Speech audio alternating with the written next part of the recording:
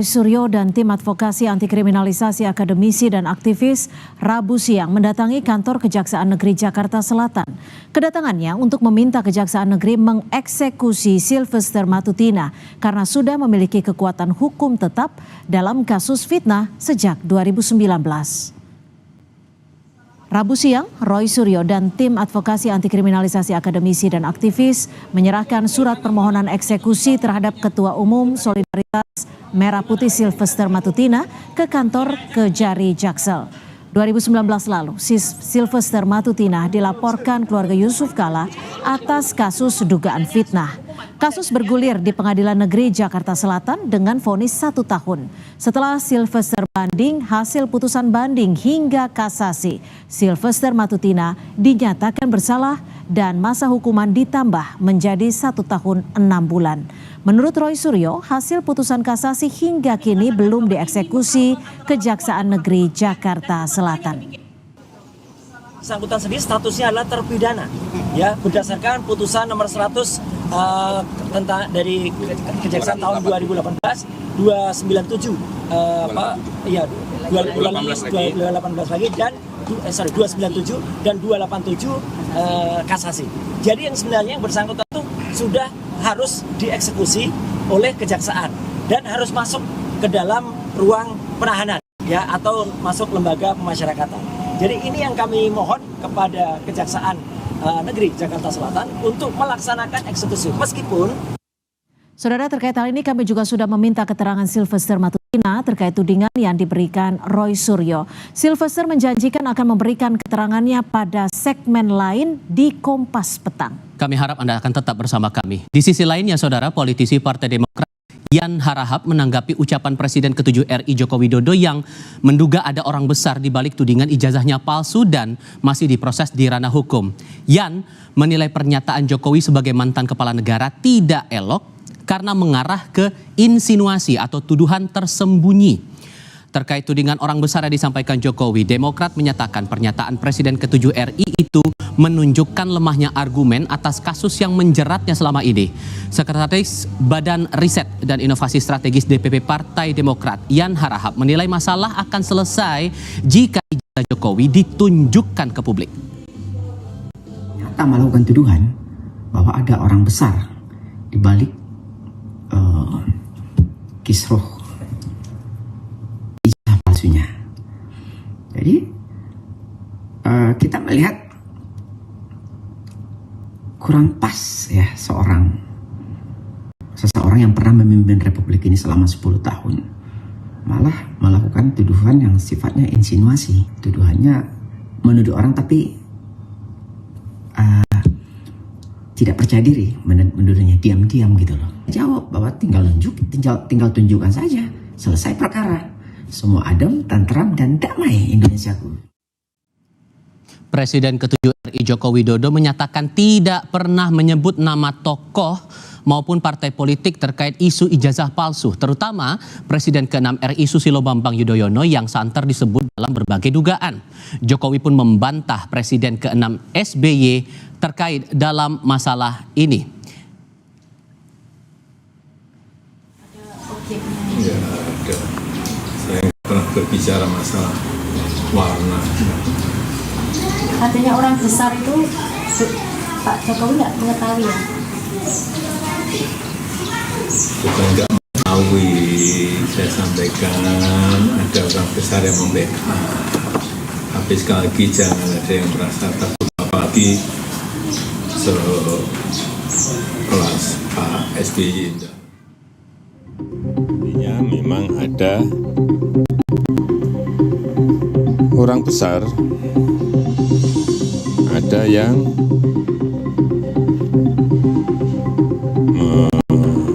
backup. Berani jujur dari Jogja, Jakarta untuk Indonesia. Setelah menjadi polemik panjang, isu tudingan ijazah palsu Joko Widodo kini bergeser ke arah politik. Presiden ke-7 RI Jokowi menyebut ada agenda politik dan sosok orang besar di balik isu ijazah palsu miliknya.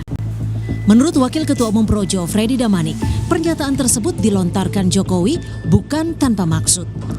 Freddy bilang, pernyataan orang besar di balik isu ijazah Jokowi sengaja disampaikan Presiden ke-7 untuk memberikan pesan jika Jokowi bisa memainkan isu lain untuk balik menyerang mereka yang memainkan isu ijazah dan menyerang Jokowi. Ujungnya agenda politik pasti partai politik. Partai politik kepentingannya apa? Kepentingannya ya pertarungan di 2029. Ya, ini bisa bergabung, yang punya kepentingan dengan yang tidak suka bisa bergabung di situ. Berarti tujuannya Pak 2029 Jokowi mau menyampaikan pesan, kalau lo terus memainkan ini mendowngrade saya juga bisa memainkan isu-isu lain untuk menyerang Anda. Misalnya saya juga orang politik, saya juga masih punya kekuatan. Penuding ijazah palsu Jokowi, Roy Suryo, membantah tudingan ada pihak yang membackup dirinya dalam kasus ijazah. Menurut Roy, tudingan ijazah palsu milik Jokowi murni berdasarkan data ilmiah. Orang-orang besar di belakang, kami semua independen, kami semua berjalan sendiri. Jadi tidak ada yang menggerakkan, tidak ada yang mendakwa, tidak ada yang sama sekali. Bahkan kalau mau diperiksa ya rekeningnya atau mau diperiksa semua apa, saya sekali lagi, orang-orang yang pernah nuduh itu kan pernah saya tantang semua ya, sampai ke Ngabalin, sampai ke Sylvester, sumpah di bawah kitab ya, semuanya lari aja gitu, jadi nggak ada. Jadi sama sekali nggak ada, dan ini adalah murni ilmiah. Isu ijazah palsu Jokowi kini tak hanya persoalan hukum semata. Adanya tudingan yang mengarah pada kelompok yang kerap diidentifikasi dengan simbol warna biru sebagai pihak yang mendukung isu ijazah palsu Jokowi.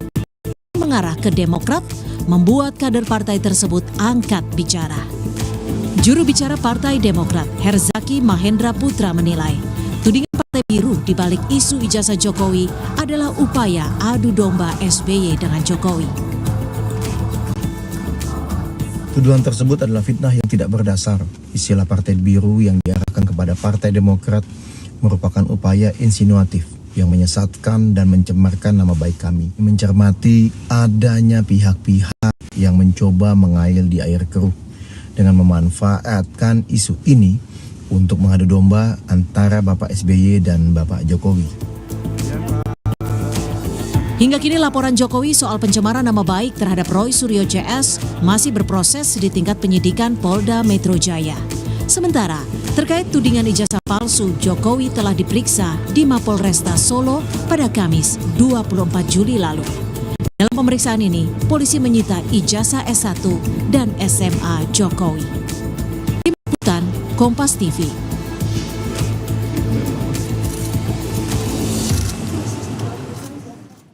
Sementara Saudara Roy Suryo CS mempertanyakan eksekusi terhadap Sylvester Matutina atas kasus fitnah terhadap keluarga Wapres ke-10 dan ke-12 RI Yusuf Kala karena sudah memiliki kekuatan hukum tetap dalam kasus fitnah sejak 2019.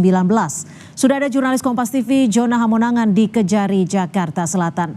Jona, bagaimana tanggapan Kejari, Jakarta Selatan atas permintaan Roy Suryo CS ini, Jona?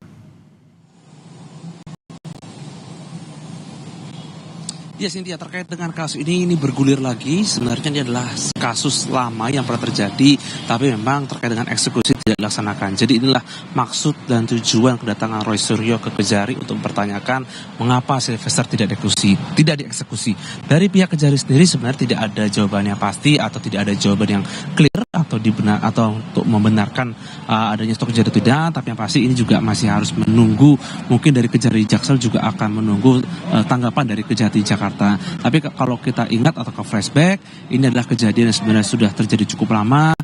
Dari pihak Sylvester Matutina menuding pihak Yusuf Kala ini orang yang berperan khususnya dalam pemenangan khususnya Sandi, di mana ada tuduhan bahwa Yusuf Kala menggunakan masjid, menggunakan isu sara untuk pemenangan. Ada lagi tudingan atau tuduhan lain seperti profesi NTT atau profesi Bali yang dianggap adalah di bawah batas kemiskinan, di ambang kemiskinan. Jadi inilah tuduhan-tuduhan akhirnya dibantah oleh pihak JK, dan pihak JK pun menganggap bahwa ini adalah fitnah. Itulah sebabnya adanya pelaporan dari keluarga JK khususnya kepada Sylvester Matutina terkait dengan adanya ucapan atau perkataan yang tidak sepatutnya atau tidak sesuai dengan keadaannya. Nah, terkait dengan bergulirnya waktu, akhirnya dari pihak Roy Suryo pun akhirnya menanyakan kepada pihak Kejari terkait dengan apakah betul tidak dieksekusi atau tidak. Meskipun dari pihak Sylvester pernah meminta maaf, tapi apakah ini proses hukumnya berlanjut atau tidak, ini masih menunggu statement. Tapi yang pasti adalah dari pihak Rosyuro pun akhirnya tidak hanya berkonflik ke pihak Sylvester Matutina terhadap mungkin kasus ijazah Jokowi, di mana Sylvester khususnya di pihak ijazah Jokowi, tapi sekarang akhirnya merembet atau lebih tepatnya mengungkit adanya masalah atau kasus yang menyerang Sylvester, khususnya kasus yang pernah terjadi di masa silam dan ternyata sudah ada putusan hukumnya yang sudah berkekuatan. Cynthia. Baik, terima kasih. Laporan Anda, Jona Hamonangan, jurnalis Kompas TV melaporkan langsung dari Jakarta Selatan.